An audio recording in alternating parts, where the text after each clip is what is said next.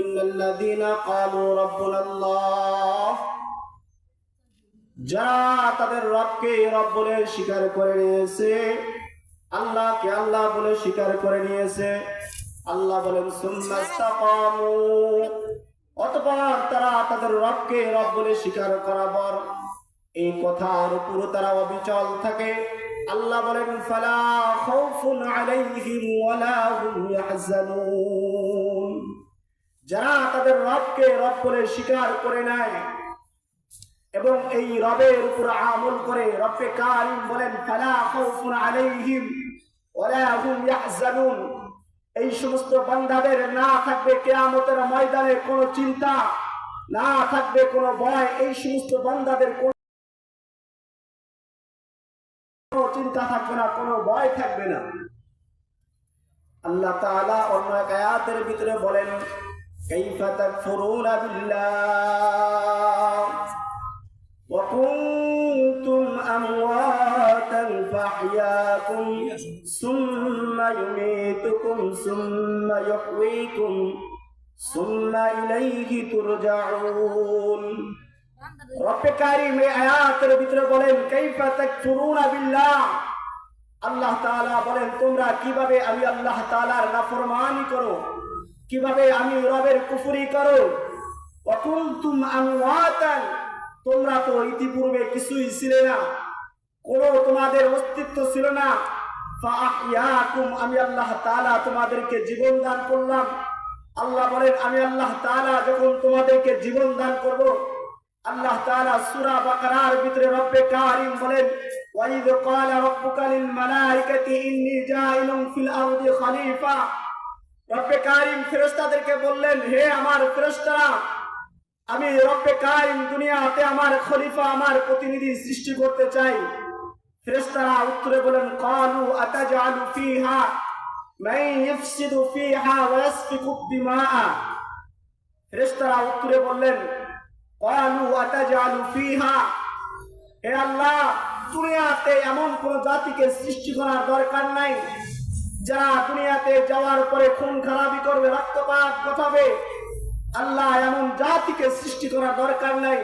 ওয়া নাহনু নুসাব্বিহু বিহামদিকা ওয়া নুকদ্দিসু লাক, আল্লাহ আপনার যদি তাসবিহ পড়ার যদি এরকম যদি আপনার চিন্তাধারা থাকে, আমরা তো আপনার তাসবিহ ঘোষণা করি, আপনার পবিত্রতা আমরাই তো ঘোষণা করি।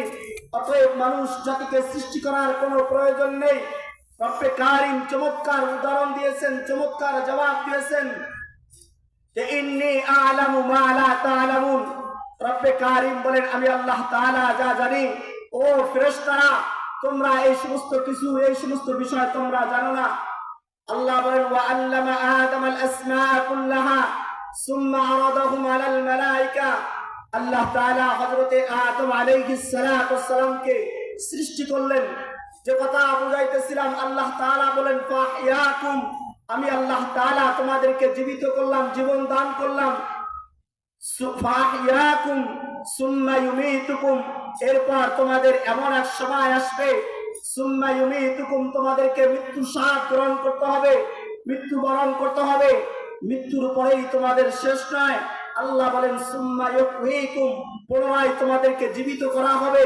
সুম্মা ইলাইহি তুরজাউন, জীবিত করার পরে আমি রবের কাছে তোমাদেরকে ফিরে আসতে হবে, আমি রবের কাছে তোমাদেরকে পুনরায় ফিরে আসতে হবে। আল্লাহ বলেন আমি রবের কাছে যেহেতু ফিরে আসবে, কি নিয়ে ফিরে আসবে? আল্লাহ তাআলা এই কথাগুলোই বলেন আমি আল্লাহ তাআলা তোমাদেরকে দুনিয়াতে পাঠাইলাম। রব্বে কারীম যখন আমাকে আপনাকে দুনিয়াতে পাঠাইবেন, আল্লাহ তাআলা আমাদের কাছে একটা ওয়াদা নিয়েছিলেন। ওয়াদাটা কি? আল্লাহ তাআলা ওই দিন বলেছিলেন তালাস্তু বিরব্বিকুম, হে আমার রূহের জগতের সমস্ত রূহ, আমি কি তোমাদের রব নয়? আমরা প্রত্যেকেই ওই দিন জবান দিয়ে বলেছিলাম কালু বালা, আপনি আমাদের রব, আপনি আমাদের সৃষ্টিকর্তা, আমরা আপনারই গোলামি করব। মুহতারাম হাজিরিন, আল্লাহ তাআলা আরো জানায় দেন, আল্লাহ রাব্বুল আলামিন বলেন ওমা খালাকতুল জিন্না ওয়াল ইনসা ইল্লা লিয়াবুদুন। রব্বে কারীম বলেন আমি আল্লাহ তাআলা মানুষ এবং জিন জাতিকে, এই দুইটা জাতিকে সৃষ্টি করেছি আমি রবের ইবাদত করার জন্য, আমি রবের গোলামি করার জন্য। আমি আল্লাহ তাআলা মানুষ এবং জিন জাতিকে সৃষ্টি করেছি। দুনিয়াতে রব্বে কারীম আমাকে আপনাকে রবের গোলামি করার জন্য পাঠাইছে। পরকালে বলবেন রব্বে কারীম এই সমস্ত বিষয় জানি না। আল্লাহ তাআলা তো এটাও জানিয়ে দিয়েছেন। আল্লাহ বলেন ফারিকুন ফিল জান্নাহ ওয়া ফারিকুন ফিস সাইর। আল্লাহ তাআলা বলেন একটা রাস্তা হলো জান্নাতের, আরেকটা রাস্তা হলো জাহান্নামের। যদি ভালো কাজ করো তাহলে জান্নাতে যেতে পারবা, আর যদি খারাপ কাজ করো, গুনার কাজ করো, তাহলে পরকালে জাহান্নামে যেতে